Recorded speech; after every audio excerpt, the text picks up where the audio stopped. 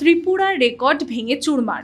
স্বাধীনতার পরেই প্রথম ভোটদানে ইতিহাস গড়ল পশ্চিমবঙ্গ। কিন্তু এই বিপুল ভোট কার বাক্সে গেল?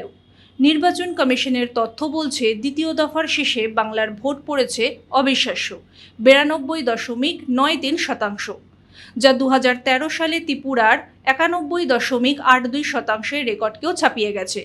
ভাবুন একবার, গতবারের চেয়ে ভোটার 51 লক্ষ কম হওয়া সত্ত্বেও ভোট পড়েছে 30 লক্ষ বেশি।